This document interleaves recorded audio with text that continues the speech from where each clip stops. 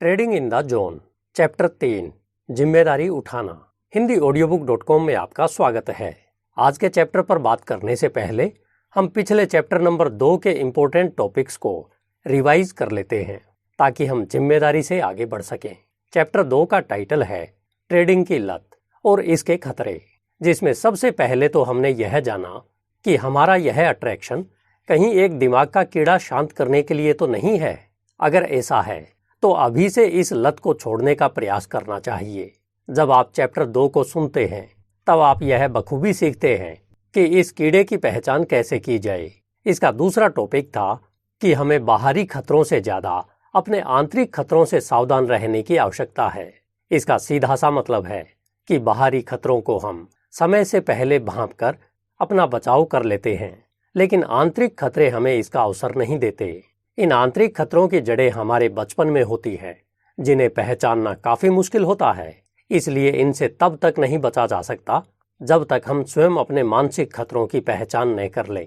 इस चैप्टर में हमने जिस तीसरे टॉपिक पर बात की थी वह था सेफ गार्ड, यानी हम अपने ट्रेडिंग करियर के इंटरनल और एक्सटर्नल एनवायरनमेंट को कंट्रोल और बैलेंस कैसे रखें, इसमें मौजूद खतरों से कैसे निपटें, हमें ट्रेडिंग के खतरों से बचने के लिए किस तरह के बुलेट प्रूफ सेफ गार्ड की आवश्यकता है, जिसके बारे में चैप्टर 2 सबसे बेहतरीन तरीके से आपको सिखा सकता है कि आप एक बेहतरीन ट्रेडिंग स्ट्रक्चर को कैसे डेवलप कर सकते हैं।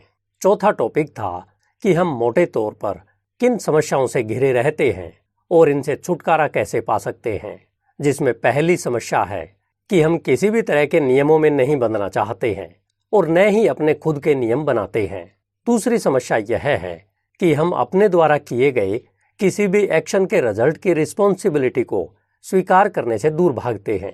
हम अपनी रिस्पॉन्सिबिलिटी खुद न लेकर इसका वजन दूसरों पर डालना चाहते हैं। तीसरी समस्या है कि हमें स्पेसिफिक रिजल्ट नहीं बल्कि कभी भी और कुछ भी मिलने की उम्मीद हर समय रहती है, हालांकि जिसकी कोई गारंटी नहीं है, लेकिन अपनी सेटिस्फैक्शन के लिए ट्रेडिंग के रूल्स को ब्रेक करते रहते हैं, उनका ठीक से पालन नहीं करते। और चौथी समस्या यह है कि हम बहुत कम ही बार यह प्रयास करते हैं कि हमारे इंटरनल और एक्सटर्नल एनवायरनमेंट में तालमेल स्थापित हो। हम जीवन में बहुत कम बार ही अपनी समस्याओं पर ध्यान देते हैं और यह तब होता है जब तक हमारा किसी बड़े खतरे से सामना न हो जाए, जिसकी वजह से हम यह नहीं समझ पाते हैं कि आखिर हमारे चीप रिजल्ट्स के लिए कौन से कारण जिम्मेदार हैं, हम उनसे कैसे निपट सकते हैं और एक ऐसे ट्रेडर बन सकते हैं जो कंसिस्टेंट विनर के तौर पर ट्रेडिंग करे। आइए अब बढ़ते हैं ट्रेडिंग इन द जोन के तीसरे चैप्टर की ओर, जिसका टाइटल है अपनी रिस्पॉन्सिबिलिटी एक्सेप्ट करें। दैनिक जागरण के 28 सितंबर 2016 के हिंदी डिजिटल अंक में प्रिंसिपल अशोक बेताब जी के नाम से एक पोस्ट लिखी गई, जिसका टाइटल था सफलता के लिए जिम्मेदारी लेना जरूरी है, जो मार्क डगलस की इस famous book trading in the zone के और विशेषकर चैप्टर 3 पर एकदम सटीक बैठती है। इस पोस्ट के अनुसार यदि आप किसी भी व्यक्ति, समाज, संगठन, कारोबार या देश के पिछड़ने का मूल कारण खोजेंगे तब आप पाएंगे कि इसका एक मूल कारण अपने काम की स्वयं जिम्मेदारी न लेकर इसे दूसरों की जिम्मेदारी समझना है। अगर किसी भी काम का रिजल्ट गलत हो जाए, उसकी जिम्मेदारी लोग दूसरों पर डालकर खुद को उस भार से मुक्त समझ लेते हैं और ऐसे बिहेव करने लगते हैं मानो उन्हें इसके बारे में कुछ भी मालूम नहीं है। इसके विपरीत किसी भी काम की जिम्मेदारी लेना, उसे समझना और उसे पूरा करना सफलता की ओर पहला कदम होता है। क्या आपको लगने लगा है कि आप हालात के मारे हुए एक मजबूर इंसान हैं जिसके जीवन में बहुत कुछ बस के बाहर है? यदि आपको वास्तव में ऐसा लगने लगा है तो यह सोच छोड़ दें। इस पोस्ट में प्राचार्य जी ने अपने 16 वर्षों के प्राचार्य के तौर पर किए गए कार्य का अनुभव भी शेयर किया है, जिसे आप इस पोस्ट में अवश्य पढ़ें। अगर आपके द्वारा किए गए काम का रिजल्ट आपकी अपेक्षा के अनुसार न आए तो इसका कारण स्वयं में ढूंढना चाहिए और फिर उसमें सुधार लाने के प्रयास किए जाने चाहिए। किसी भी खराब रिजल्ट के लिए अगर आप हर समय अपना बचाव करते रहेंगे और इसका कारण किसी दूसरे व्यक्ति, परिस्थिति या फिर कोई दूसरे कारण को मानेंगे तो आप कभी भी बेहतर रिजल्ट की उम्मीद नहीं कर सकते। अगर आप एक स्वतंत्र नागरिक बनना चाहते हैं तब आपको अपनी जिम्मेदारी पूर्ण रूप से और अच्छे ढंग से निभानी होगी। आप अपने जीवन में क्या बनना चाहते हैं, ट्रेडिंग से क्या रिजल्ट लाना चाहते हैं, इसके बारे में आपका क्या निर्णय होगा, इन सब कामों की जिम्मेदारी किसी और की कैसे हो सकती है? यह तो केवल आपकी ही जिम्मेदारी है। इसलिए पूरी जिम्मेदारी के साथ प्रयास करें ताकि आप अपने व अपने परिवार के सपने साकार कर सकें। जो व्यक्ति अपनी जिम्मेदारी स्वीकार करता है वह अपनी सारी ऊर्जा संचित करके कार्य करता है, और यही सत्य है।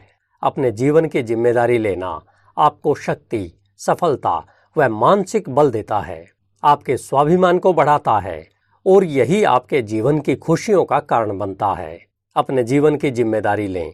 अपनी किस्मत को कोसने के बजाय अपनी गाड़ी का स्टीयरिंग स्वयं संभालें। इस खूबसूरत और प्रेरणादायक लेख के लिए मैं अपनी व आप सभी की ओर से प्रिंसिपल आलोक बेताब जी का दिल से हार्दिक धन्यवाद करता हूँ। हालांकि जिम्मेदारी लेना शब्द सुनने में सरल लगता है, लेकिन इसकी अवधारणा को समझना और इसे ट्रेड में व्यवहार में लाना आसान नहीं है। डगलस के अनुसार अपने ट्रेड में जिम्मेदारी लेना और सफलता के उपयुक्त सिद्धांतों को सीखना एक दूसरे से जुड़ा हुआ है। आपको यह समझना होगा कि एक ट्रेडर के रूप में आपकी सफलता के लिए आप किस तरह से जिम्मेदार हैं। तभी आप उन विशेषताओं को अपना सकते हैं जो आपको उन चुनिंदा ट्रेडर्स के ग्रुप में शामिल कर पाएगा जो मार्केट में कंसिस्टेंटली सफल हो रहे हैं। चैप्टर 1 के लास्ट में डगलस ने कहा है कि आप जो कंसिस्टेंट सक्सेस ट्रेडर बनना चाहते हैं वह अभी तक मौजूद नहीं है। इसके लिए जैसे एक मूर्तिकार एक मॉडल को रूप देता है, वैसे ही आपको अपने एक फ्यूचर का नया एडिशन लॉन्च करना पड़ेगा। अपने मेंटल एनवायरनमेंट को आकार दें। अपने नए एडिशन को डेवलप करने के लिए आप जिन टूल्स का उपयोग करेंगे वे है आपकी सीखने की विलिंगनेस और डिजायर, जो आपके सक्सेस के पैशन से प्रेरित हो। इन टूल्स को यूज करने का आपका मीडियम क्या है? क्योंकि एक मूर्ति बनाने वाला मूर्तिकार मूर्ति बनाने के लिए कई माध्यमों में काम करना चुन सकता है, जैसे मिट्टी, संगमरमर और धातु आदि। यदि आप अपनी पर्सनैलिटी का एक नया कंसिस्टेंट विनर एडिशन बनाना चाहते हैं तो आपके पास इसके लिए केवल आपका बिलीफ और एटीट्यूड ही आपके काम आएगा। डगलस इसके बारे में कहते हैं कि आपके इस आर्टिस्टिक एवेंडर का मीडियम आपका मेंटल एनवायरनमेंट होगा, जहां आप अपनी सीखने की इच्छा के साथ अपने अल्टीमेट गोल को प्राप्त करने के लिए आवश्यक बिलीफ और एटीट्यूड को रिस्ट्रक्चर्ड और इंस्टॉल कर सकते हैं। इस बुक में राइटर मानते हैं कि आपका अल्टीमेट गोल कंसिस्टेंसी है। यदि आप अधिकांश ट्रेडर की तरह सोचते हैं तो आपको उपलब्ध अपॉर्चुनिटी के पूरे पोटेंशियल का एहसास नहीं है। इस पोटेंशियल को फील करने और जीवन में रियल बनाने के लिए आपका प्राइमरी गोल यह सीखना है कि कंसिस्टेंटली सक्सेस ट्रेडर की तरह कैसे सोचा जाए। इस बात को हमेशा याद रखें कि बेस्ट ट्रेडर कई तरह के यूनिक तरीके से सोचते हैं। उन्होंने एक ऐसे मेंटल स्ट्रक्चर को डेवलप कर लिया है जो उन्हें बिना किसी डर के ट्रेडिंग करने की परमिशन देता है, और साथ ही साथ उन्हें लापरवाह बनने और भय आधारित गलतियों को करने से रोकता है। इस माइंडसेट में कई कंपोनेंट्स हैं, लेकिन असल में सक्सेस ट्रेडर ने अपनी ट्रेडिंग पर भय और लापरवाही से पड़ने वाले इफेक्ट को लगभग समाप्त कर दिया है। ये दो फंडामेंटल यानी मूलभूत आवश्यकताएं सक्सेसफुल ट्रेडर्स को कंसिस्टेंट रिजल्ट प्राप्त करने की परमिशन देती है। जिस समय आप भी इस मेंटेलिटी को डेवलप कर लेंगे, तब आप भी बिना किसी डर के ट्रेड करने में सक्षम हो जाएंगे, जिससे आप कई तरह की भय आधारित गलतियों के प्रति संवेदनशील नहीं होंगे, जो रेशनलाइजिंग यानी किसी भी गलती को युक्ति संगत बनाने, अवचेतन रूप से विकृत जानकारी और हेजिटेटिंग यानी झिझकने से होती है। एक बार जब आपका यह डर खत्म हो जाता है तो इसके बाद इन गलतियों को दोबारा करने का कोई कारण शेष नहीं बचेगा, और इसके परिणाम स्वरूप वे आपके ट्रेड से लगभग गायब हो जाएंगी। किसी भी समीकरण के दो पहलू होते हैं, उसी तरह डर को खत्म करना केवल आधा समीकरण है। इसका दूसरा आधा पहलू अपने आप में संयम विकसित करने की आवश्यकता है। उत्कृष्ट एक्सीलेंट ट्रेडर ने यह सीख लिया है कि उत्साह के नकारात्मक प्रभावों या जीतने वाले ट्रेडों से आने वाले अति आत्मविश्वास का मुकाबला करने के लिए आंतरिक अनुशासन और मानसिक तंत्र होना बेहद आवश्यक है। डगलस के अनुसार अगर आपने एक ट्रेडर के रूप में अपने आप को मॉनिटर और कंट्रोल नहीं किया और इसके बावजूद भी आप जीत रहे हैं तो यह आपके लिए बेहद खतरनाक साबित हो सकता है। यदि हम ट्रेडिंग इस आधार पर शुरू करते हैं कि जीतने के लिए ट्रेडर को एक ट्रेडर की मेंटेलिटी डेवलप करने के अपने एफर्ट्स पर फोकस करना चाहिए, तब हमें यह देखना होगा कि आखिर यह इतना आसान होने के बावजूद इतने सारे ट्रेडर्स सक्सेस क्यों नहीं होते हैं। लेकिन वास्तव में ऐसा नहीं है, क्योंकि नए ट्रेडर कंसिस्टेंट विनर ट्रेडर्स की तरह सोचना सीखने के बजाय वे सोचते हैं कि वे मार्केट के बारे में सीखकर ज़्यादा से ज़्यादा पैसा कैसे कमा सकते हैं। नए ट्रेडर के लिए इस तरह के ट्रैप में न पड़ना लगभग असंभव सी बात है। ऐसे कई साइकोलॉजिकल फैक्टर हैं जो यह मान लेना बहुत आसान बना देते हैं कि यह वही है जो आप मार्केट्स के बारे में नहीं जानते हैं, जो आपके लॉस और कंसिस्टेंट रिजल्ट्स की कमी का कारण बनते हैं। लेकिन यह बस इतना ही नहीं है। आप जो कंसिस्टेंसी अपनी ट्रेडिंग में चाहते हैं वह आपके माइंड में है, न कि मार्केट में। जिस समय आप अपने बारे में अच्छा महसूस कर रहे होते हैं तब गलत होने, पैसे खोने और लापरवाह बनने की प्रवृत्ति के बारे में यह एटीट्यूड और बिलीफ है जो कि तकनीक या मार्केट ज्ञान के अलावा सबसे अधिक नुकसान का कारण बनता है। यहाँ डगलस इसे समझने के लिए एक उदाहरण देते हैं कि यदि आप अपने पैसे के लिए एक फंड मैनेजर का चुनाव करना चाहते हैं और इसके लिए आपके पास 2 ट्रेडर्स के ऑप्शन उपलब्ध हैं, अब आप किसे सिलेक्ट करेंगे? इसमें से पहला ट्रेडर सिंपल और मीडियोकर ट्रेडिंग टेक्निक का यूज करता है, लेकिन उसके पास एक ऐसा दिमाग है जो ट्रेडिंग के डर से भयभीत नहीं होता है। और दूसरा ट्रेडर एक जबरदस्त एनालिस्ट है, लेकिन वह मार्केट के डर से हमेशा भयभीत रहता है। हालांकि एक ट्रेडर के रूप में यह डर नहीं होना चाहिए। इसमें आपका सही सिलेक्शन स्पष्ट रूप से पहला ट्रेडर ही होगा, क्योंकि यह आपके पैसे से कहीं बेटर रिजल्ट देगा। याद रखें कि एटीट्यूड हमेशा एनालिसिस या टेक्निक की तुलना में ओवरऑल बेटर रिजल्ट देता है।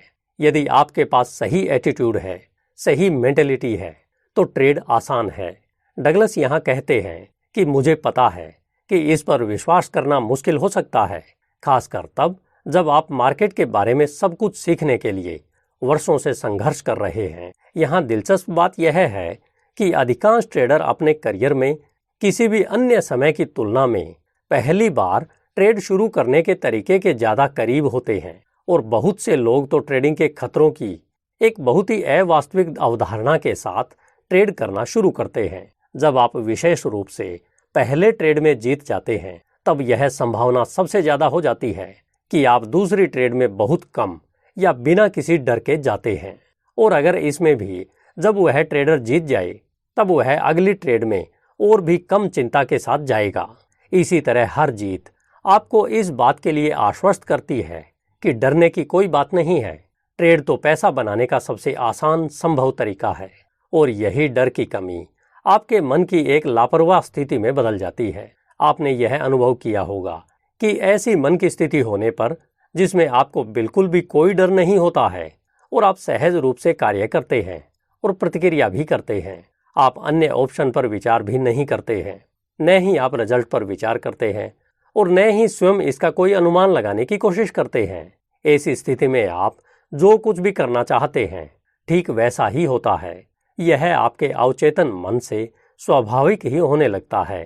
यह आपके मन की एक ऐसी अवस्था होती है जिसमें आप स्वाभाविक रूप से रचनात्मक होते हैं, और जब आप अपने कामों के बारे में तर्कसंगत या फिर सचेत रूप से सोचना शुरू करते हैं तो आप इससे बाहर निकल जाते हैं। इस तरह आप एक पॉजिटिव जीत के एटीट्यूड को डेवलप करके उस तरह की मेंटल स्थितियों को डेवलप कर सकते हैं जो जोन का अनुभव करने के लिए सबसे अनुकूल हो। डगलस इस बारे में आगे कहते हैं कि इससे आपको जो रिजल्ट मिलेंगे वे इसी के रिफ्लेक्शन होंगे जो आपके इन प्रयासों से पॉजिटिव रिजल्ट की उम्मीद के रूप में आपकी पॉजिटिव जीत के एटीट्यूड को डिफाइन कर सकते हैं। महान एथलीटों के पास भी जीतने वाला यही एटीट्यूड होता है जो उन्हें आसानी से अपनी गलतियों से आगे बढ़ाने की अनुमति देता है। लेकिन अन्य लोग नकारात्मक आत्म आलोचना, अफसोस और आत्मदया में फंस जाते हैं। डगलस के अनुसार बहुत से लोग कभी भी पॉजिटिव एटीट्यूड डेवलप नहीं करते। लेकिन ट्रेडिंग की क्यूरियस अनोमली यानी जिज्ञासु विसंगति यह है कि यदि आप एक विनिंग ट्रेड से शुरू करते हैं तो आप ऑटोमेटिक रूप से उस तरह की लापरवाह मेंटेलिटी का अनुभव करेंगे जो कि खुद को डेवलप किए बिना जीतने वाले रवैये का बाई प्रोडक्ट होता है। डगलस कहते हैं कि उन्हें यह पता है कि यह आपको थोड़ा भ्रमित करने वाला लग सकता है, लेकिन इसके कुछ गहरे अर्थ हैं। इस तरह की लापरवाह स्थिति सफलता के लिए एक आवश्यक घटक है, लेकिन यह उचित एटीट्यूड पर आधारित नहीं है।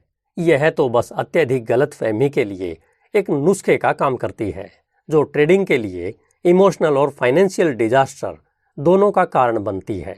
शुरुआत में जीतने का मतलब यह नहीं है कि आप एक ट्रेडर बन गए हैं। यह तो हमें उस मानसिक लेवल तक ले जाता है जिसे केवल सबसे कुशल लोग लगातार आधार पर अनुभव करते हैं। फैक्ट यह है कि अगर आपको लगता है कि जीतने वाले ट्रेड के लिए किसी तरह के स्किल की आवश्यकता नहीं है तो निश्चित रूप से आप ट्रेडिंग के लिए ट्रेड नहीं करते, बल्कि मेंटल कीड़े को शांत करने के लिए ट्रेडिंग करते हैं। किसी भी एफर्ट्स में जीतना ज्यादातर एटीट्यूड का काम होता है। हालांकि यह बात बहुत लोग निश्चित रूप से जानते हैं, लेकिन साथ ही अधिकांश लोग यह नहीं समझते हैं कि उनके रिजल्ट्स में एटीट्यूड का भी इम्पोर्टेंट रोल है। यह ऐसा है जैसे खेलों की कंपटीशन एक्टिविटी के लिए प्लेयर को स्ट्रेटेजी बनाने के लिए फिजिकल स्किल्स के साथ साथ मेंटल स्किल्स को भी डेवलप करना होता है।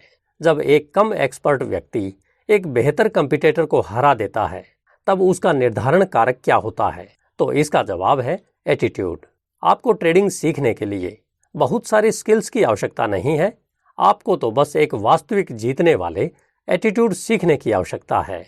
कभी कभी नए ट्रेडर शुरुआती जीत की वजह से अपने आप को एक विजेता की तरह महसूस कर सकते हैं और उन्हें मार्केट के सो कॉल्ड गुरु लोग उनकी इस जीत को अपना हथियार बना लेते हैं। लेकिन इन एनालिस्ट के पास स्किल तो है, परंतु जीतने का एटीट्यूड नहीं है।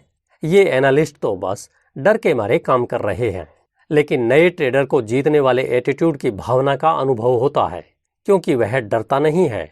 लेकिन इसका मतलब यह नहीं है कि उसके पास वास्तव में जीतने का एटीट्यूड है। हारना और गलत होना ट्रेडिंग की इनेविटेबल रियलिटी यानी अपरिहार्य वास्तविकताएं हैं। बेस्ट एनालिटिकल स्किल के साथ पॉजिटिव एटीट्यूड व इमेजिनेटिव होना एक ट्रेड को लॉस से नहीं बचा सकता। मार्केट आज भी बेहद अनसर्टेन है और इसमें किसी भी ट्रेडर के लिए हर बार सही होने का विचार करने के लिए बहुत सारे वेरिएबल्स अवेलेबल हैं। तब क्या होता है जब एक नया ट्रेडर हार जाता है? डगलस इस सवाल का जवाब कुछ इस तरह से देते हैं कि एक नया ट्रेडर ट्रेडिंग करते समय अपनी अपेक्षाओं और अनुभव की व्याख्या कैसे करता है, यह उसके बिलीफ और एटीट्यूड पर निर्भर करता है। लेकिन तब क्या होगा अगर वह नया ट्रेडर इस विश्वास से काम करे कि ट्रेडिंग में नुकसान से बचने का कोई संभावित तरीका ही नहीं है, क्योंकि हारना ट्रेड का एक स्वाभाविक रिजल्ट होता है। इस मेंटल एटीट्यूड से यदि मार्केट वह रिजल्ट नहीं देता जो वह चाहता है, तो इस स्थिति में उसे इमोशनल पेन होने वाला है। जैसा कि डगलस ने चैप्टर 1 में संकेत दिया था कि उन्हें यह इमोशनल पेन तब नहीं उठाना पड़ता जब ये सबसे अच्छे ट्रेडर सफल बिजनेस हाउस के परिवारों में बड़े होते या इनके सुपर ट्रेडर बनने के लिए सलाहकारों की एक फौज उपलब्ध होती। इनमें से लगभग हर एक को लॉस का सामान्य अनुभव था, लेकिन जब तक वे इसे महसूस नहीं कर लेते तब तक उन्हें लगातार सफल होने के लिए सोचने की आवश्यकता भी महसूस नहीं होगी। यह उनके एटीट्यूड में एक फंडामेंटल बदलाव है जो उनकी सक्सेस के लिए जिम्मेदार है, न कि यह मार्केट के बारे में कुछ शानदार एहसास जैसा कि ज्यादातर लोग गलती से मान बैठते हैं। यह गलत धारणा ट्रेडर में केवल इसलिए प्रचलित है क्योंकि उनमें से बहुत कम लोग वास्तव में गहरे स्तर पर इसे समझते हैं कि किसी भी सफलता का निर्धारण करने में एटीट्यूड कितना इंपॉर्टेंट रोल प्ले करता है। इस आधार पर हम यह पक्का मान सकते हैं कि नुकसान के बाद हमारा नया ट्रेडर इमोशनल पेन की स्थिति में पहुंच जाएगा और इसका नतीजा यह होगा कि उसके ट्रेड करने के तरीके में पूरी तरह से नई गुणवत्ता ले आएगा। वह निश्चित रूप से अपने मन की उस लापरवाह स्थिति को छोड़ देगा, लेकिन इससे भी महत्वपूर्ण बात यह है कि उसे लगेगा कि मार्केट ने उसे वह दर्द महसूस कराया है जो इस समय वह अनुभव कर रहा है। मार्केट ने उसे हार का शिकार बनाकर उसकी जीत की भावना को उससे छीन लिया है। अब इस बारे में सोचें कि हमारे जीवन में विशेष रूप से जब हम छोटे बच्चे थे, जिस समय हम अपने खिलौने से खेल रहे थे और उसका हम वास्तव में आनंद ले रहे थे, लेकिन उसी समय हमसे ज्यादा पावर और अधिकार वाले किसी व्यक्ति ने हमें उस समय रोकने और कुछ दूसरा करने के लिए मजबूर किया। लेकिन यह हमारे साथ नहीं होना चाहिए था। हमसे वो चीजें छीन ली गई जो हम चाहते थे या जिन्हें करने में हम योग्य थे। हमें अपने मन की करने से रोका गया। मुद्दा यह है कि इनमें से कई परिस्थितियों में हमारे साथ बचपन में जो हुआ और हमने उससे जो दर्द अनुभव किया, उसके लिए हम तो जिम्मेदार नहीं थे, क्योंकि हम इस बारे में कुछ भी करने में सक्षम नहीं थे। इस इमोशनल पेन को हमने नहीं चुना था। इसका निर्णय हमारे हाथ में नहीं था। यह अचानक ही हमारी इच्छा के विरुद्ध घटित हुआ था। शायद उस समय हमें यह समझाया भी गया हो कि हमारे साथ जो कुछ हो रहा था उसके लिए हम स्वयं जिम्मेदार थे। हालांकि हमें उस समय इस पर विश्वास न हुआ हो या इसका मतलब भी समझ में न आया हो। हमने इससे न केवल यह सीखा कि अच्छा महसूस करना हमारी अपनी गलती के बिना तुरंत महसूस करने से बदला जा सकता है। डगलस के अनुसार यहाँ यह कहना महत्वपूर्ण है कि हमारे कई अतीत इमोशनल रूप से दर्दनाक अनुभव अच्छे माता पिता, शिक्षकों और दोस्तों का परिणाम थे, जिनमें से कई केवल वही कर रहे थे जो वे करते थे। किसी खिलौने से खेलने वाले बच्चे से वह खिलौना ले लो और बच्चा अपने उस इमोशनल दर्द को व्यक्त करने के लिए रोएगा जो वह अनुभव कर रहा है। यदि हम बहुत छोटे बच्चे के साथ इस तरह का व्यवहार कर रहे हैं तो इसकी पूरी संभावना है कि वह हमारी किसी भी सही बात को नहीं सुनेगा। बहुत से लोग एमेच्योर माता पिता होते हैं। कुछ इमोशनल रूप से परेशान शिक्षक, प्रशिक्षक और कर्मचारी होते हैं जो अवचेतन रूप से या जानबूझकर अपनी व्यक्तिगत समस्याओं को किसी ऐसे व्यक्ति पर थोपते हैं जिसे वे अपने से कम पावर का देखते हैं। इससे भी बुरी बात यह है कि बहुत से लोग जो दूसरों को इमोशनल दर्द देने की प्रवृत्ति रखते हैं, वे काफी चतुर होते हैं। वे बहुत ही चतुराई से पीड़ितों को यह विश्वास दिला देते हैं कि उन्होंने अपना दर्द खुद ही पैदा किया है। हम में से हर एक को यह समझना होगा कि हर मामले में क्या हमारे पेनफुल एक्सपीरियंस को हमने स्वयं चुना है। हमें यह इसलिए करना होगा क्योंकि एक अडल्ट के रूप में जब हम ट्रेड मोड में आते हैं तब हमें यह महसूस ही नहीं होता कि हमारी खुशी और हमारे इमोशनल दर्द में जो तात्कालिक बदलाव हो रहे हैं, इनका आपस में क्या कनेक्शन है। डगलस का कहना है कि यदि हमने ट्रेड के रिस्क को स्वीकार करना नहीं सीखा है और हम यह भी नहीं जानते कि अपने अतीत और वर्तमान के बीच इन नेचुरल रिलेशन से कैसे बचा जाए, तब हम अपने रिजल्ट्स के लिए मार्केट को दोष देने के बजाय अपनी रिस्पॉन्सिबिलिटी को ही खत्म कर देंगे। भले ही ट्रेड करने वाले ज्यादातर ट्रेडर अपने आप को एक जिम्मेदार एडल्ट मानते हों, लेकिन रियलिटी यह है कि केवल कुछ ही बेस्ट ट्रेडर हैं जो उस लेवल पर पहुंचे हैं जहां वे किसी विशेष ट्रेड के नतीजे के लिए पूरी रिस्पॉन्सिबिलिटी स्वीकार करते हैं। हर ट्रेडर किसी न किसी हद तक यह मानता है कि उसने रिस्पॉन्सिबिलिटी को एक्सेप्ट कर लिया है, लेकिन वास्तविकता तो यह है कि वे चाहते हैं कि मार्केट उनके लिए रिस्पॉन्सिबिलिटी उठाए और उसकी उम्मीदों, आशाओं और सपनों को 100% पूरा करे। डगलस का इस बारे में आगे कहना है कि हमारी सोसाइटी इस तरह से काम करती है, लेकिन मार्केट निश्चित रूप से इस तरह से काम नहीं करती। सोसाइटी में हम दूसरों से उचित और जिम्मेदार तरीके से व्यवहार करने की अपेक्षा कर सकते हैं, लेकिन यहाँ हमारे किसी भी व्यवहार से हमें कोई परिणाम भुगतना पड़ता है तो सोसाइटी इस इम्बैलेंस को सुधारने और हमें फिर से ठीक होने के लिए मौका देती है।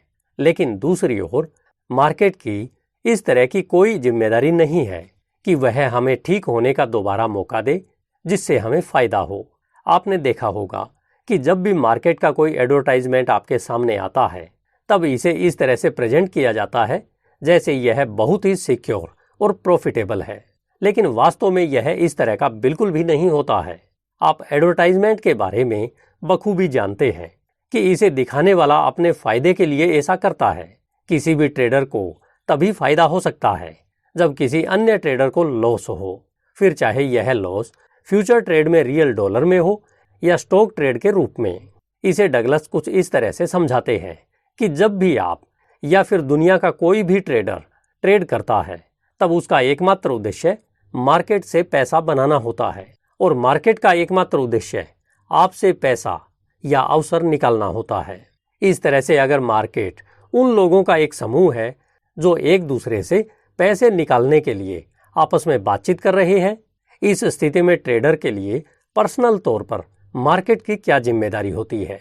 इसके लिए डगलस का सुझाव है कि इस एक्टिविटी को सुविधाजनक बनाने के लिए उपलब्ध रूल्स फॉलो करने के अलावा और कोई जिम्मेदारी नहीं है। अगर आपने भी कभी खुद के लॉस के लिए मार्केट को दोष दिया है या विश्वासघात महसूस किया है तो आपको जीरो इन्वेस्टमेंट के साथ भी ट्रेडिंग करने के लिए पर्याप्त विचार करना चाहिए। मार्केट पर दोषारोपण का मतलब है कि आपने अभी तक इस वास्तविकता को स्वीकार नहीं किया है कि मार्केट पर आपका किसी तरह का कोई एहसान नहीं है जो आप इससे कुछ भी चाहते हो या सोचते हो। अगर आप अपनी सोशल वैल्यू को ट्रेडिंग में चलाने का प्रयास करते हैं तो आप यह नहीं समझते कि ये मार्केट में काम नहीं करती है। अगर आप मार्केट पर अपनी आशाओं, सपनों और इच्छाओं को यह मानते हुए जारी रखेंगे कि यह पूरा होने जा रहा है, जब ऐसा नहीं होता है तो आप क्रोधित, निराश, भावनात्मक रूप से व्याकुल महसूस करेंगे। अब आप समझ चुके होंगे कि जिम्मेदारी लेने से डगलस का क्या अर्थ है। इनके अनुसार जिम्मेदारी अपनी पहचान के सबसे गहरे हिस्से में यह स्वीकार करना है कि मार्केट नहीं बल्कि आप एक ट्रेडर के रूप में अपनी सफलता या विफलता के लिए पूरी तरह से जिम्मेदार हैं। माना कि मार्केट का एकमात्र उद्देश्य आपके पैसे लेना है, लेकिन इस प्रोसेस में यह आपको पैसे कमाने के लिए अनलिमिटेड अपॉर्चुनिटी भी प्रोवाइड करवाती है। मार्केट में जब भी कीमतों में स्विंग यानी उतार चढ़ाव आता है तो यह मोमेंट उस समय सभी के एक्यूमुलेटिव काम को रिप्रेजेंट करता है। इस समय मार्केट अपने बारे में इंफॉर्मेशन क्रिएट करने के साथ साथ ट्रेडों में इन और आउट को बेहद आसान बनाती है। जब आप मार्केट में ठगा सा महसूस करते हैं तो आप मार्केट के एक्यूमुलेटिव एक्शन से यह अपेक्षा कर रहे होते हैं कि मार्केट इस तरह से काम करे जो आपको वह देता रहे जो आप चाहते हैं। लेकिन आपको अपने लिए यह सीखना होगा कि आप मार्केट से क्या चाहते हैं, उसे कैसे प्राप्त करें। और इस प्रोसेस में पहला बड़ा कदम पूर्ण रूप से जिम्मेदारी लेना है। और जिम्मेदारी लेना यानी अपने आप पर यह विश्वास करना है कि आपके सभी रिजल्ट्स के लिए आप स्वयं रिस्पॉन्सिबल हैं और आपके ये रिजल्ट्स आपकी मार्केट की इंफॉर्मेशन की इंटरप्रिटेशन, आपके द्वारा लिए गए निर्णयों और आपके द्वारा किए जाने वाले एक्शन पर आधारित है। अगर आप पूरी जिम्मेदारी स्वीकार नहीं करते हैं तो यह दो प्रमुख साइकोलॉजिकल बाधाओं को स्थापित करता है जो आपकी सफलता को रोक देते हैं। सबसे पहली बाधा तो यह उत्पन्न होगी कि आप मार्केट के साथ एक प्रतिकूल संबंध स्थापित करेंगे जो आपको अवसरों के निरंतर प्रवाह से बाहर ले जाती है। और दूसरी बाधा यह उत्पन्न होगी कि आप अपने आप को यह झूठा विश्वास दिलाएंगे कि आपकी बिजनेस प्रॉब्लम और सक्सेस की कमी को मार्केट एनालिसिस के द्वारा ठीक किया जा सकता है। आइए अब पहली बाधा पर विचार करें। जब आप अपने नुकसान को कम करने के लिए कुछ काम करते हैं तो मार्केट अपने आप ही आसानी से आपकी विरोधी होने के गुण को अपना लेती है और हारना आपको दर्द, क्रोध, आक्रोश और शक्तिहीनता की उसी बचपन की भावनाओं में ले जाएगा जो हम सभी ने तब महसूस किया था जब किसी ने हमसे कुछ छीन लिया और वापस नहीं दिया। हालांकि कोई भी वंचित रहना महसूस नहीं करना चाहता, खासकर तब जब हम मानते हैं कि हम जो चाहते हैं उसे प्राप्त करने से हमें खुशी होगी। जब कोई बाहरी पावर हमारी इच्छाओं और अपेक्षाओं की इंटरनल पावर के विरुद्ध कार्य कर रही थी तब मार्केट को बाहरी ताकत की पावर सौंपना स्वाभाविक लगता है जो या तो देता है या फिर छीन लेता है। लेकिन यह भी फैक्ट है कि मार्केट यह नहीं जानती कि आप क्या चाहते हैं या इससे क्या उम्मीद लगाई बैठे हैं और यह न ही इसकी परवाह करती है कि आप किस स्थिति में ट्रेड करते हैं, जबकि हर क्षण, हर बोली और हर प्रस्ताव आपको कुछ करने का अवसर देता है। ट्रेड में आप ट्रेडिंग कर सकते हैं, मुनाफा ले सकते हैं या लॉस उठा सकते हैं। अगर आप एक फ्लोर ट्रेडर हैं तो आपको तेजी से और अधिक फोकस करना होगा या इन क्षेत्रों में आपकी जो भी सीमाएं हैं उन्हें ध्यान में रखना होगा और फिर ट्रेड करना होगा। मार्केट के लिए हर पल न्यूट्रल है, लेकिन आपके लिए हर पल वैल्यू परिवर्तन के एक ऑब्जर्वर के रूप में काम कर सकता है। डगलस कहते हैं कि इसका क्या अर्थ है? फिर वे आगे कहते हैं कि इसका अर्थ आपके द्वारा सीखी गई बातों पर आधारित होता है, जो आपके दिमाग में मौजूद है, मार्केट में नहीं। क्योंकि मार्केट अपने बारे में जनरेट इंफॉर्मेशन को इंटरप्रेट नहीं करती है, लेकिन आपको मार्केट में हमेशा ऐसे गुरु मिल जाएंगे जो इसकी पेशकश करेंगे। इसके अलावा मार्केट यह भी नहीं जानती कि आप किसी अपॉर्चुनिटी या लॉस को कैसे डिफाइन करते हैं। आप इसमें अपॉर्चुनिटी की एक एंडलेस स्ट्रीम देख सकते हैं, या इसे एक लालची राक्षस के रूप में देख सकते हैं जो किसी भी क्षण आपके पैसे खाने के लिए तैयार है। यदि आप एक ट्रेडर के रूप में सेल्फ क्रिटिसिज्म और रिग्रेट के बिना ट्रेडों में इन और आउट की अपॉर्चुनिटी की एंडलेस स्ट्रीम देखते हैं, तब आप अपने सर्वोत्तम हित में कार्य करने और अपने अनुभवों से सीखने के लिए तैयार होंगे। दूसरी ओर, यदि आपको लगता है कि मार्केट में यह कुछ दर्दनाक अनुभव हो सकता है, तो आप स्वाभाविक रूप से चेतन या अवचेतन रूप से उस दर्द से बचने की कोशिश करेंगे। जब आप उस इंफॉर्मेशन को ब्लॉक करने की प्रोसेस में अपने आप को कमाई के कई अवसरों से वंचित कर लेते हैं। डगलस ने इसे दूसरे शब्दों में कहा है कि आप अपने आप को उस अवसर प्रवाह से काट कर अलग कर देते हैं। अब आपको लगेगा कि यह मार्केट आपके खिलाफ काम कर रही है, तो आप प्रतिक्रिया देंगे। आप लड़ने के लिए मजबूर महसूस करेंगे, लेकिन मार्केट निश्चित रूप से आपसे नहीं लड़ेगी। हाँ, यह बात सही है कि मार्केट आपका पैसा अवश्य हड़पना चाहती है, और साथ ही साथ यह आपको जितना आप चाहते हैं उतना लेने का अवसर भी प्रदान करती है। ऐसी स्थिति का अधिकतम लाभ उठाने का एक तरीका यह है कि जहां आपको अपने लिए कुछ करने की अनलिमिटेड पेशकश की जा रही हो, वहां कभी चूकना नहीं चाहिए। ऐसा अवसर बहुत ही कम समय के लिए आता है, लेकिन जब आता है तब यह अनलिमिटेड पैटर्न डिस्प्ले करता है जो खुद को बार बार दोहराते रहते हैं। लेकिन अगर आपने अवसरों को पहचानना नहीं सीखा है, तब आप इस प्रवाह को पहचानने में असमर्थ होंगे, और यह आपके लिए एक विरोधाभास यानी पैराडॉक्स होगा। यदि आप मार्केट के इस फ्लो को महसूस करना सीखना शुरू करना चाहते हैं, तो सबसे पहले अपने माइंड से भय, क्रोध, अफसोस, विश्वासघात और निराशा से मुक्त होना होगा, और अपने आप को ट्रेडिंग के लिए निरपेक्ष मान लेते हैं, तो आपके पास इन नेगेटिव फीलिंग्स को फील करने का कोई कारण नहीं होगा। यानी आप अपनी रिस्पॉन्सिबिलिटी को एक्सेप्ट कर लेते हैं। अपनी रिस्पॉन्सिबिलिटी एक्सेप्ट करने से आप इसके बारे में और ज़्यादा जागरूक होने जा रहे हैं। आप कुछ प्रयास करने जा रहे हैं और मार्केट के बारे में वह सब कुछ सीख सकते हैं जो आप कर सकते हैं और आप करना चाहते हैं। इस बारे में यह सोचना पूरी तरह से लॉजिकल है कि अगर आप कुछ भी नहीं जानते हुए जीत सकते हैं, तो फिर कुछ जानने के बाद आपका जलवा कुछ अलग ही होगा। लेकिन यहाँ एक बड़ी समस्या यह है कि बहुत कम ही ट्रेडर्स हैं जो ट्रेडिंग में होने वाले नुकसान के बारे में पूर्वानुमान लगा सकते हैं। उनका मार्केट के बारे में सीखना ठीक है, और यह अपने आप में कोई समस्या भी पैदा नहीं करता है, लेकिन मार्केट के बारे में जानने का उनका जो मूल कारण है, वही उनकी बर्बादी का कारण हो सकता है। जैसा कि डगलस ने बताया था, और हमने भी अभी थोड़ी देर पहले उसका जिक्र किया था, कि खुशी से अचानक दर्द में जाना आमतौर पर एक साइकोलॉजिकल सेटबैक यानी आघात जैसा झटका देता है। बहुत कम लोग होते हैं जो इस प्रकार के अनुभवों को स्वस्थ तरीके से समेटना सीखते हैं। आज इस बारे में तकनीकें तो उपलब्ध हैं, लेकिन वे नॉर्मली ज्ञात नहीं हैं। अधिकांश लोगों में एक विशेष प्रतिक्रिया देखने को मिलती है, विशेष रूप से ट्रेड से बदला लेना, और ट्रेडर के लिए बदला लेने का एकमात्र तरीका मार्केट को जीतना है, और मार्केट को जीतने का एकमात्र तरीका मार्केट के ज्ञान के माध्यम से है। डगलस के शब्दों में, नया ट्रेडर मार्केट के बारे में क्या सीख रहा है? वह यह सीख रहा है कि मार्केट पर काबू कैसे पा सके और कुछ साबित कर सके। वह सबसे महत्वपूर्ण बात यह है कि मार्केट से वह दोबारा चोट न खाए। वह मार्केट को केवल जीतने के उद्देश्य से सीखना चाहता है, न कि ट्रेडिंग का एक व्यवस्थित तरीका खोजने के लिए। वह तो दर्द से बचने या कुछ ऐसा साबित करने के तरीके के रूप में सीख रहा है जिसका मार्केट को एक उद्देश्य परिप्रेक्ष्य यानी पर्सपेक्टिव से देखने से उसका कोई लेना देना नहीं है। उसे यह एहसास नहीं है, लेकिन जैसे ही उसने अपनी यह धारणा बना ली कि मार्केट के बारे में कुछ जानने से दर्द से बचा जा सकता है। उसी समय उसने इस अपरिवर्तनीय दुविधा को पक्का कर लिया कि हारना उसकी किस्मत में ही लिखा है। यह अच्छा है कि वह अब सीख रहा है कि मार्केट के सामूहिक व्यवहार पैटर्न को कैसे पहचानना और समझना है।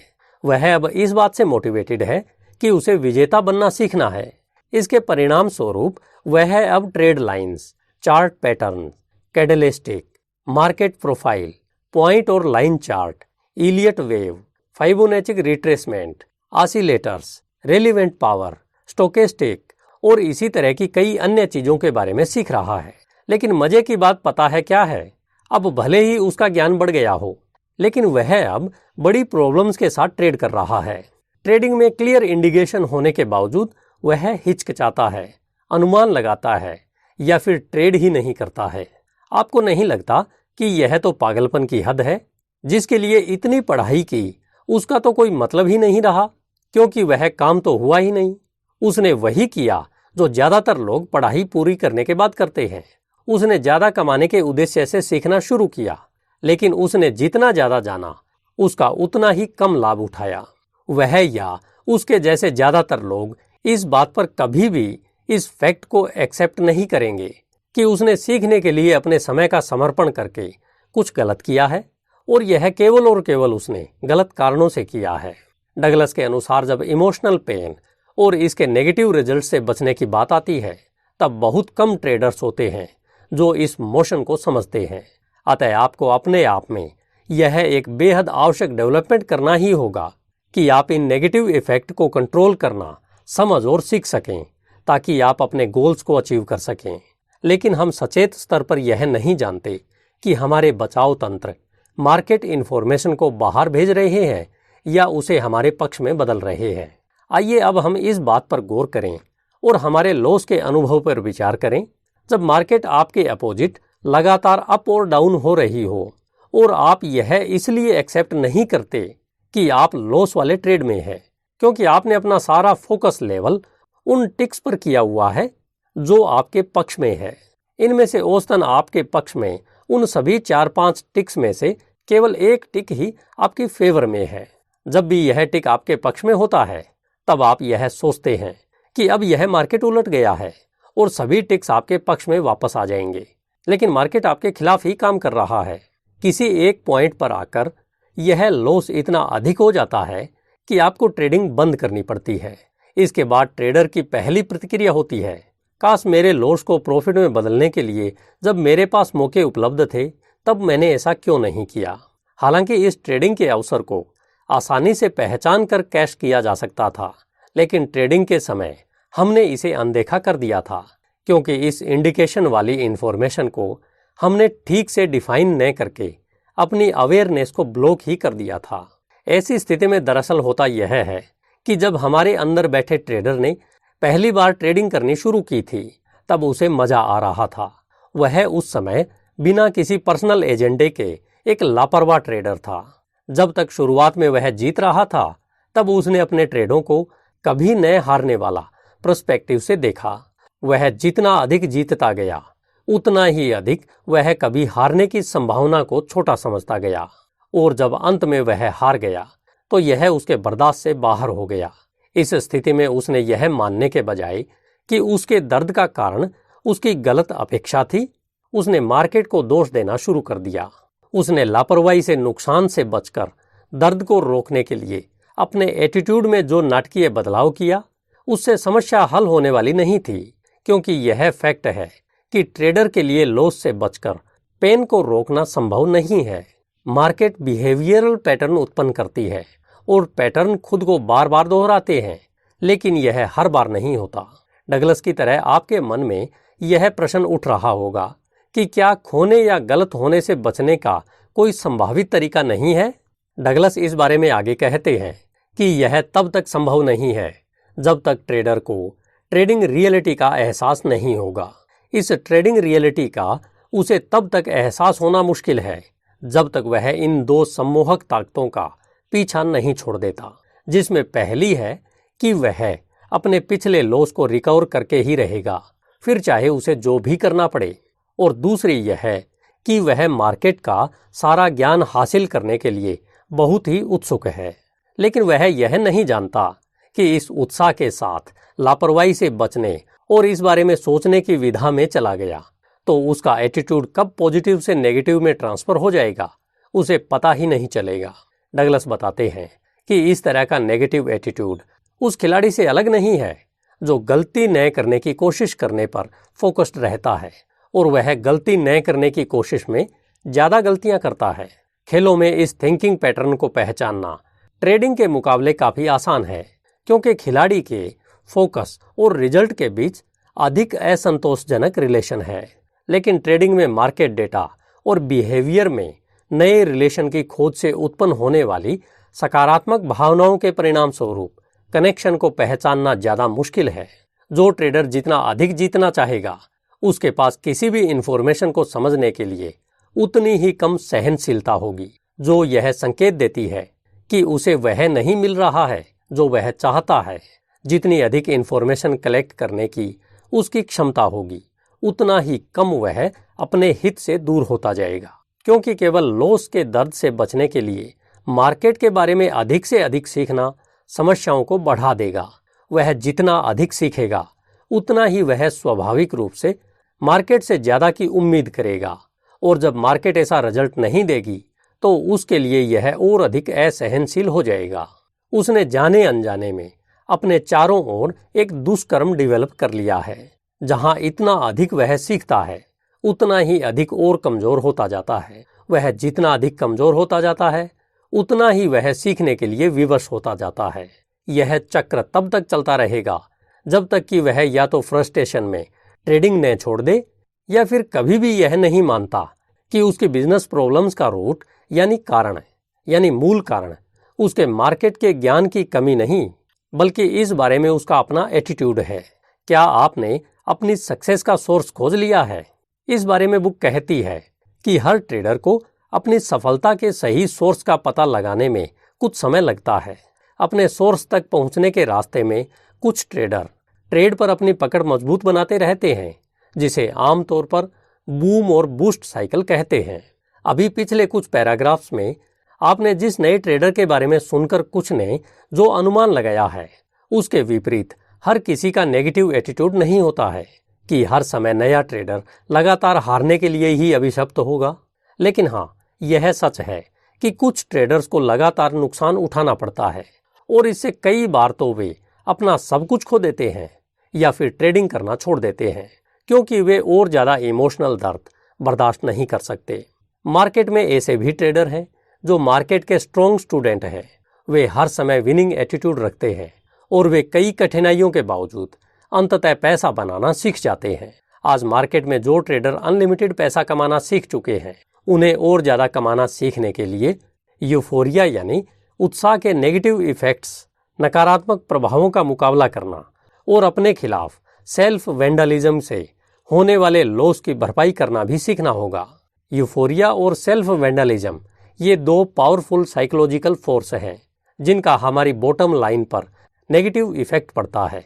लेकिन जब तक आप लगातार जीतना शुरू नहीं कर देते हैं, तब तक आपको अपने आप की चिंता करने के लिए कोई भी ताकत फोर्स नहीं कर सकती, और यह एक बड़ी समस्या है। आप यह तो जानते हैं कि जब आप जीत रहे होते हैं तो किसी भी संभावित समस्या से चिंतित होना स्वाभाविक है। यूफोरिया की प्राइमरी विशेषताओं में से एक यह भी है कि यह हम में सर्वोच्च आत्मविश्वास की भावना पैदा करता है। यहाँ कुछ भी गलत होने की संभावना लगभग अकल्पनीय लगने लगती है। सेल्फ वेंडलिज्म के एरर की जड़ें हमेशा कन्फ्लिक्ट में होती है।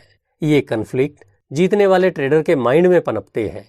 यह तब होता है जब आप जीत रहे होते हैं, जब आप बिना विवेकपूर्ण सीमा के गलती करने, ओवर ट्रेडिंग करने या नियमों का उल्लंघन करने के प्रति बहुत सेंसिटिव हो जाते हैं।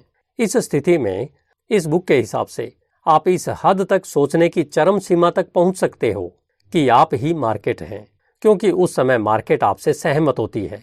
लेकिन जब यह असहमत होती है तब आप लॉस में होते हैं। डगलस ने सभी ट्रेडर्स को उनके रिजल्ट्स के आधार पर मोटे तौर पर 3 कैटेगरी में डिवाइड किया है। इसमें सबसे छोटा ग्रुप उन एक्टिव ट्रेडर्स का है जो शायद कंसिस्टेंट विनर के टोटल का 10% से भी कम है, जिन्होंने ट्रेडिंग से कंसिस्टेंटली पैसा कमाना सीख लिया है और ये किसी भी साइकोलॉजिकल इफेक्ट से डिस्टर्ब नहीं होते हैं। इनके पास नॉर्मल डाउनफॉल के समय भी एक कंसिस्टेंट प्रोग्रेसिव एक्टिव कर्व होता है। ये भी नॉर्मल डाउनफॉल का अनुभव करते हैं, जो किसी भी ट्रेडिंग सिस्टम का एक हिस्सा होते हैं। इसमें अगला ग्रुप है जिसमें वे कंसिस्टेंटली हारे हुए 30 से 40% एक्टिव ट्रेडर शामिल हैं। इनके इक्विटी कर्व कंसिस्टेंट विनर्स के कर्व की मिरर इमेज होते हैं, लेकिन ये इनके अपोजिट साइड में होते हैं। भले ही ये ट्रेडिंग में कितने भी पुराने खिलाड़ी क्यों न हो, फिर भी इन्हें वह कुछ सीखने की आवश्यकता है जो उन्होंने अभी तक नहीं सीखा है। इन्हें ट्रेड के नेचर के बारे में काफी भ्रम होता है और ये इस भ्रम के आदी हो जाते हैं, जिससे इनका विनर बनना लगभग असंभव हो जाता है। डगलस के अनुसार अगला सबसे बड़ा ग्रुप वह है जिसमें बाकी बचे हुए 40 से 50% वे एक्टिव ट्रेडर हैं जो बूम्स और बस्ट के हिस्से हैं। इस ग्रुप के मेंबर्स ने ट्रेडिंग से पैसा कमाना तो बखूबी सीख लिया है, लेकिन यह नहीं सीखा कि इनके द्वारा कमाए गए पैसे को बनाए रखने के लिए बिजनेस स्किल का एक पूरा सेट है जिसकी मास्टरी बेहद आवश्यक है। इनके इक्विटी कर्व ज्यादातर समय एक रोलर कोस्टर की सवारी करते हुए नजर आते हैं। ये एक पल बहुत बेहतर स्थिति में होते हैं और दूसरे ही पल तेज डाउनफॉल में चले जाते हैं। इसी तरह इनका यही रोलर कोस्टर क्रम चालू रहता है। इनका उत्साह जैसे ही जोर पकड़ता है, इनकी ट्रेडिंग पर साथ ही साथ खतरे के बादल मंडराने लगते हैं। वैसे ही आत्मविश्वास और उत्साह की स्थिति में ये किसी भी रिस्क को महसूस नहीं करते, क्योंकि यह आपको विश्वास दिलाता है कि आपके साथ कुछ भी गलत नहीं हो सकता। आप आग का दरिया भी पार कर सकते हैं। यदि आपके साथ कुछ भी गलत नहीं हो सकता, तब आपके बिहेवियर को कंट्रोल करने के लिए रूल्स या बाउंड्रीज की कोई आवश्यकता नहीं है। अति आत्मविश्वासी ट्रेडर की एक सामान्य स्थिति ऐसी ही होती है। अब जैसे ही आप सामान्य से थोड़ा असामान्य कंडीशन में आते हैं, तब आप खतरे में पड़ जाते हैं। यह स्थिति जितनी बड़ी होगी, इनका फाइनेंशियल इफेक्ट भी उतना ही बड़ा होगा। इक्विटी पर कीमत में छोटे से छोटे उतार चढ़ाव का भी बड़ा इम्पैक्ट होगा। आखिर मार्केट में ट्रेडिंग के दौरान कोई जीतना क्यों नहीं चाहता? डगलस का अगला सवाल यह है। आगे वे इसका जवाब देते हैं कि हमें विश्वास है कि सभी ट्रेडर ट्रेडिंग में जीतना चाहते हैं, फिर भी जीत को लेकर अक्सर विवाद होते रहते हैं। कभी कभी ये संघर्ष इतने ज्यादा शक्तिशाली होते हैं कि हमारा व्यवहार हम जो चाहते हैं उसके सीधे विरोध में आ जाता है। ये सभी प्रकार के कन्फ्लिक्ट धार्मिक, पालन पोषण, कार्यनीति या कुछ प्रकार के बचपन के आघात से उत्पन्न हो सकते हैं। अगर आपके अंदर भी ये कन्फ्लिक्ट हैं, तो इसका मतलब है कि आपका मेंटल एनवायरनमेंट आपके गोल्स के साथ पूरी तरह से मेल नहीं खाता है। बुक में बताए अनुसार डगलस कहते हैं कि ट्रेडिंग में एक ट्रेडर के तौर पर आप प्रॉफिट से ज़्यादा लॉस में होते हैं, तब आपके लिए ट्रेडिंग बंद करने के अलावा कोई दूसरा ऑप्शन नहीं होता। यदि आप जीतते हैं, परंतु आपने आत्मविश्वास और संयम के बीच एक स्वस्थ बैलेंस बनाना नहीं सीखा है, या इसे इस तरह से कह सकते हैं कि आपने स्वयं को नष्ट करने की किसी भी संभावना को पहचानना या इसकी क्षतिपूर्ति करना नहीं सीखा है, तो आप देर सवेर हार जाएंगे। ट्रेडर्स को मुश्किल से हजम होने वाली अवधारणाओं में से एक यह है कि मार्केट आपके एटीट्यूड या स्टेट ऑफ माइंड का निर्माण नहीं करती। यह तो केवल एक मिरर के रूप में कार्य करती है, जो आपके अंदर क्या है यह दिखाता है। यदि आप आश्वस्त हैं, तो आप इसलिए हैं क्योंकि आपके बिलीफ और एटीट्यूड बैलेंस में है, जो आपको आगे बढ़ने और रिजल्ट की रिस्पॉन्सिबिलिटी लेने की अनुमति देता है। आप अपने आत्मविश्वास की स्थिति को केवल इसलिए बनाए रखते हैं क्योंकि आप लगातार सीख रहे हैं। इसके विपरीत यदि आप घबराए हुए हैं और डरते हैं, तो ऐसा इसलिए है क्योंकि आप कुछ हद तक यह मानते हैं कि मार्केट आपके रिजल्ट्स बनाती है। आपके रिजल्ट से आपका कोई लेना देना ही नहीं है। जिम्मेदारी न स्वीकार करने की यह आदत आपको दर्द और असंतोष के चक्र में बांधे रखती है। यदि आप अपने परिणाम के लिए जिम्मेदार नहीं हैं, तो आप मान सकते हैं कि आपके लिए सीखने के लिए कुछ भी नहीं है और आप जैसे हैं वैसे ही रह सकते हैं। आप न तो आगे बढ़ेंगे और आप न ही बदलेंगे। नतीजन आप घटनाओं को बिल्कुल उसी तरह से देखेंगे जैसा आप मन में सोचते हैं, इसलिए उसी तरह से उनका जवाब देंगे और फिर वही असंतोषजनक परिणाम प्राप्त करेंगे। या आप यह भी मान सकते हैं कि आपकी समस्याओं का समाधान ज़्यादा से ज़्यादा मार्केट ज्ञान प्राप्त करना है।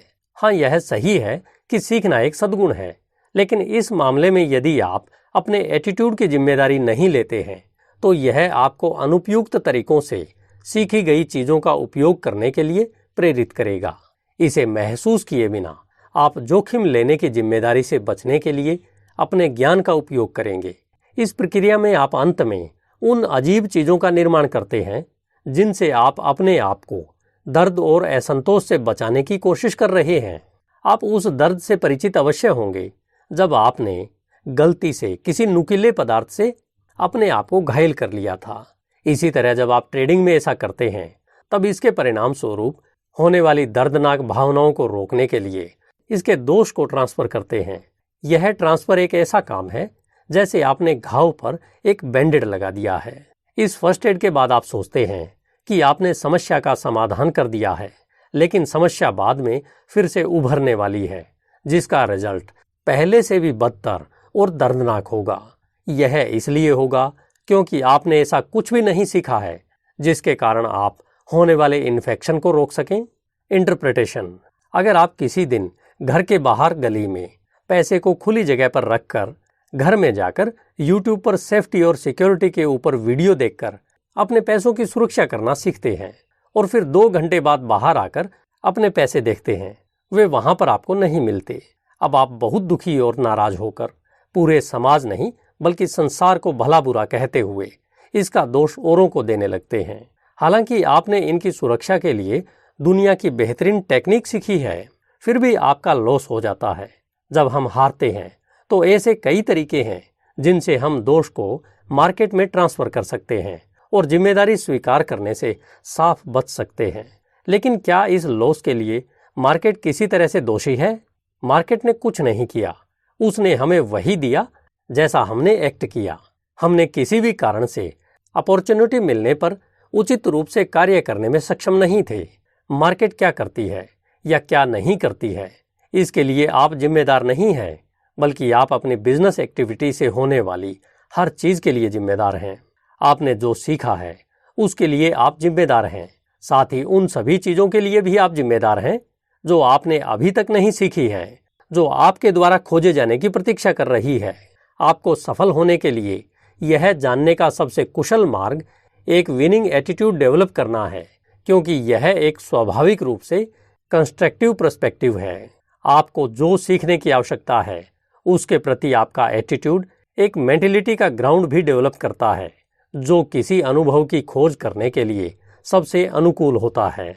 विनिंग एटीट्यूड डेवलप करना आपकी सफलता की कुंजी है। कई ट्रेडर्स के लिए समस्या यह है कि उन्हें लगता है कि यह तो उनके पास पहले से ही मौजूद है, और एक यह भी कि वे उम्मीद करते हैं कि मार्केट उन्हें विनिंग ट्रेड देकर उनके लिए एटीट्यूड डेवलप करेगी। लेकिन आप अपने विनिंग एटीट्यूड के डेवलपमेंट के लिए स्वयं जिम्मेदार हैं। मार्केट आपके लिए यह नहीं करने वाली है।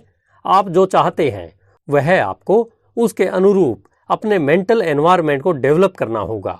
मार्केट के इन्फॉर्मेशन से आपको वह बढ़त मिलेगी जो आपको कुछ जीतने वाले ट्रेडों को पहचानने के लिए चाहिए। लेकिन अगर आपके पास विनिंग एटीट्यूड नहीं है तो आपकी बढ़त आपको लगातार विजेता नहीं बनाएगी। हो सकता है कि आपके मन में यह प्रश्न उठ रहा हो कि कुछ ट्रेडर्स इसलिए हार जाते हैं क्योंकि वे मार्केट्स के बारे में पर्याप्त नहीं समझते हैं, इसलिए वे आमतौर पर गलत ट्रेडों को चुनते हैं। इस बारे में डगलस का कहना है कि यह उनका एक्सपीरियंस रहा है कि लॉस के एटीट्यूड वाले ट्रेडर्स गलत ट्रेडों को चुनते हैं। भले ही वे मार्केट्स के बारे में कितना भी जानते हों, फिर भी वे हार जाते हैं। दूसरी ओर विनिंग एटीट्यूड वाले ट्रेडर्स जो मार्केट्स के बारे में कुछ भी नहीं जानते हैं, वे कमाते हैं, और यदि वे मार्केट के बारे में बहुत कुछ जान लेते हैं तो वे और अधिक कमाएंगे। यदि आप ट्रेडिंग के अपने अनुभव को भय से आत्मविश्वास में बदलना चाहते हैं, यदि आप रिजल्ट्स को एक अनसर्टन इक्विटी कर्व से कंसिस्टेंटली प्रोग्रेसिव कर्व में बदलना चाहते हैं, तो इसके लिए आप पहला काम यह करें कि अपनी जिम्मेदारी स्वीकार करें और मार्केट से फ्री में कुछ भी देने की उम्मीद करना बंद कर दें। यदि आप यह संकल्प लेते हैं और मार्केट से लड़ना बंद कर देते हैं, यानी खुद से लड़ना बंद कर देते हैं, तो आप यह देखकर चकित रह जाएंगे कि आप कितनी जल्दी यह पहचान लेंगे कि आपको क्या सीखना चाहिए और आप इसे कितनी जल्दी सीखेंगे।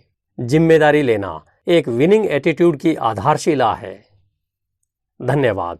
HindiAudiobook.com। आपका दिन शुभ हो।